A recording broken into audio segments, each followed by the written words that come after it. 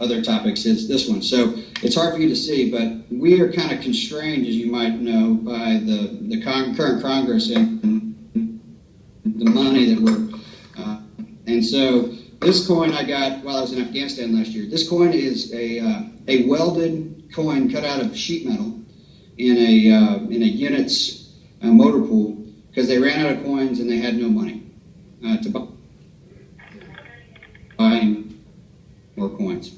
A representative of a brigade in the 101st Airborne Air Assault Division from Fort Campbell, Kentucky, who was in the eastern part of Afghanistan.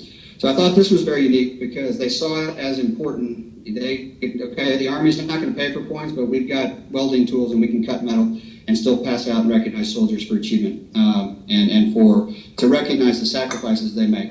And I thought that was pretty interesting as well, just because, you know, it's easy for leaders to walk by the trench lines, you know, whether you're in the Army or or working with HomeBridge, and not recognize the people who are working their asses off for the greater good of the company. And so with Rick passing out a coin today, it's a little different than our tradition where you're all going to get coins today. I think it serves a couple purposes better.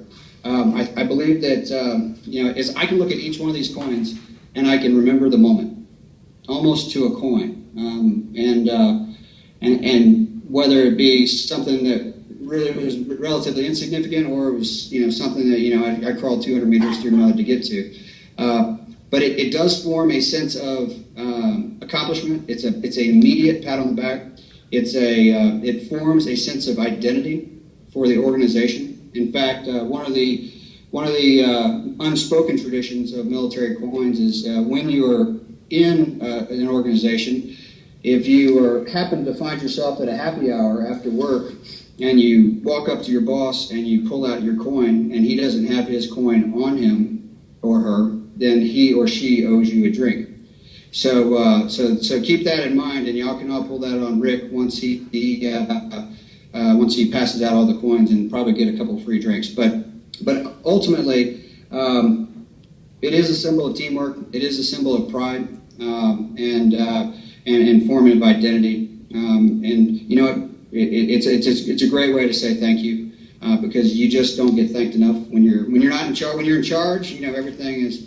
It tends to be, okay, outside of the stress. But when you're down in the lower ranks in the gallows, sometimes you feel like you're kind of a forgotten force, even though if without you, something's going to fall through the cracks. So those are, my comments, and I would be glad to talk about anything else and open it up to questions and anything from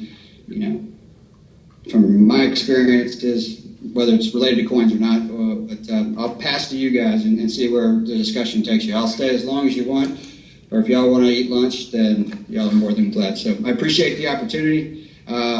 Like I said, I'm not a motivational speaker, but I got something on the Air Force. I'm actually a ground commander, and I don't fly over battlefields. I actually fight in them. So for anybody associated with the Air Force, I say, I've got a special place in my heart for anybody who walks the ground.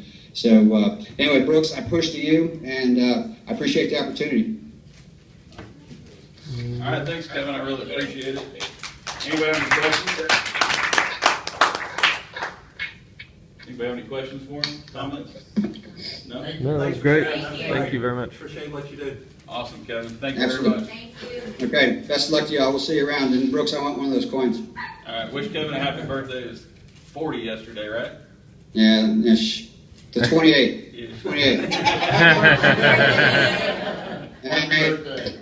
Thank y'all. We'll see y'all around in Dallas. There. Thanks, Kevin. Thanks. Thank you.